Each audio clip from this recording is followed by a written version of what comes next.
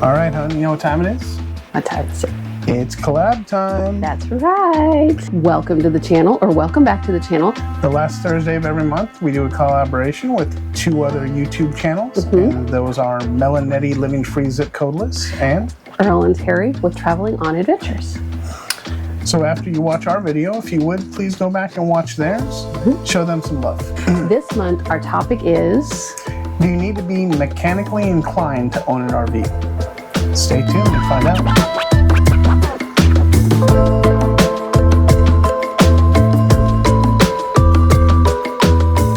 All right, guys, let's get right into it.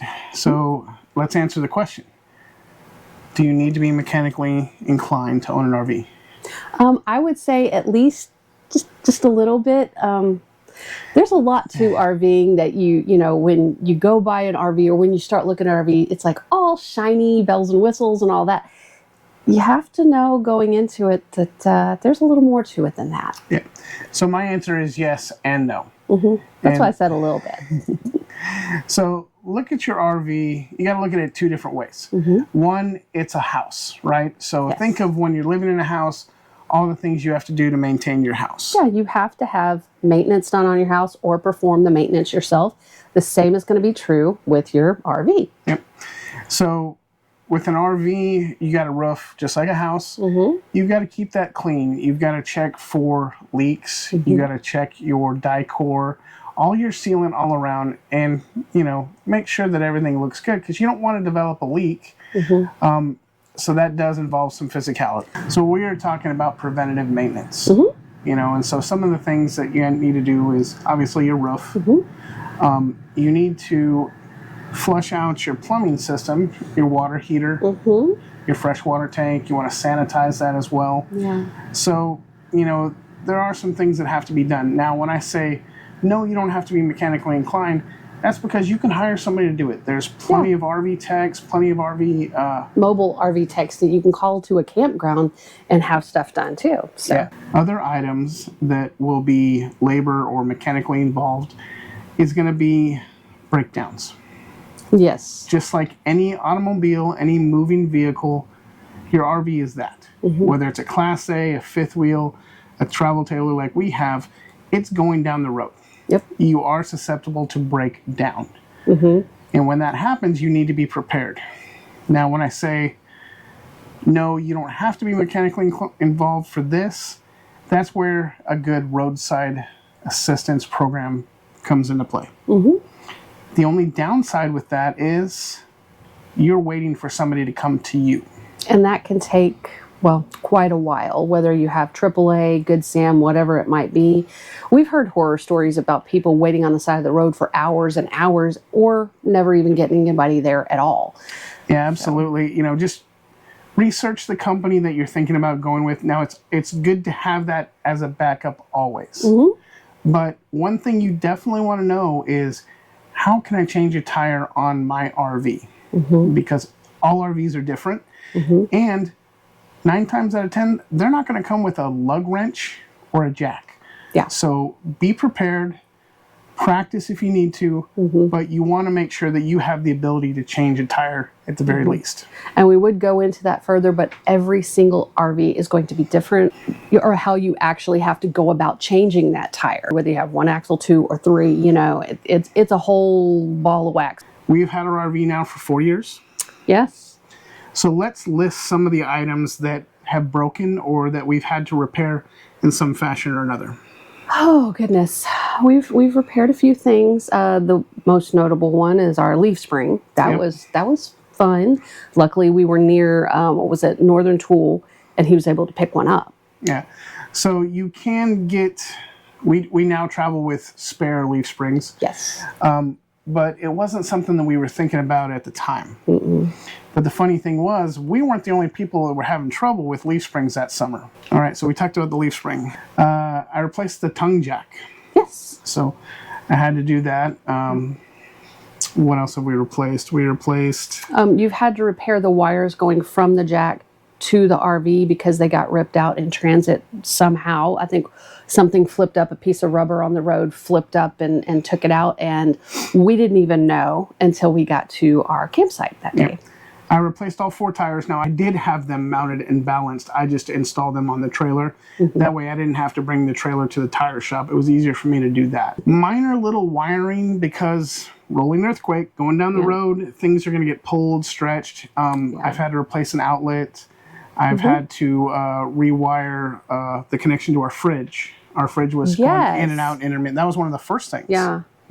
It was the connection. We thought it was was it circuit board or something in the fridge? Turns out that wasn't even it. It was just the connection behind the fridge fried itself out. Replace that. Boom. And if you are a handy individual and you have a brand new RV that has warranty, not to scare you, but if you put your RV in to the shop for warranty work, it might be gone for 6 months or more. I got lucky. I reached out to Everchill, who makes our refrigerator. I did some diagnosis, some diagnosing with them. And they just wanted to know, they wanted the bill of sale to make sure they were talking to the owner. And they actually shipped me out a part. Now, I'm not going to say that all manufacturers are going to do that. Yeah. But some are more helpful than others.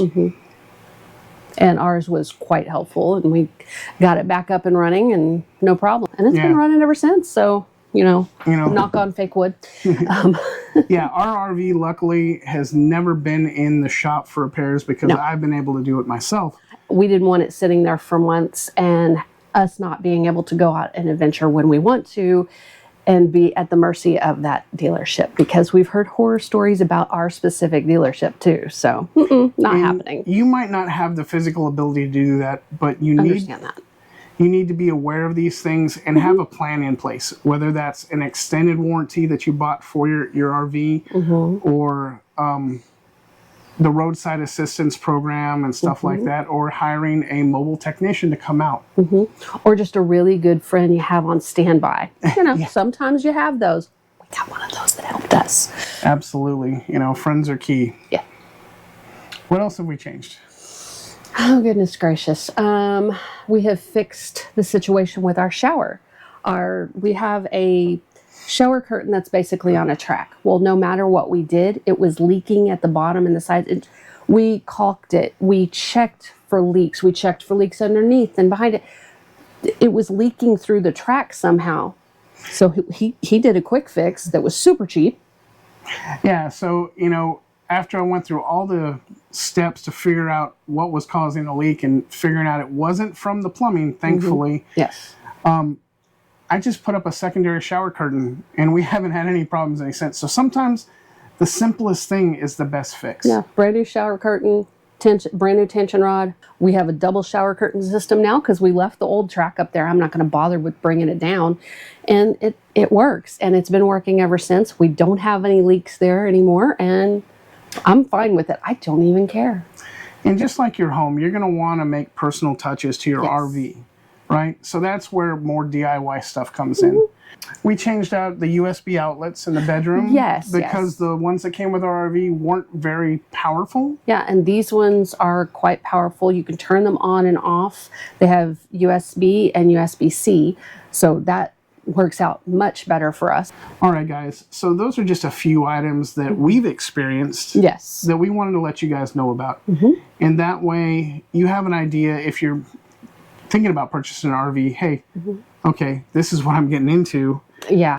Oh, I forgot the major thing that I did right before our trip. What? I changed out our brakes. Oh, yes, he did. So that is definitely labor intensive. Yeah, that may not be for everybody, but he wanted to do it himself and save us a whole bunch of money. Yep. I like that. So if you are in the market and you're shopping for RV, remember this. The more luxury items that you have in your RV, that's more things that are prone to breakdown. And by luxury items, what you mean? Well, the more slides you have. The more electronic components on the inside, whether it's your appliances or your TV or a sound bar or whatever, those things can break too because they're being shaken as you go down the road. Yep.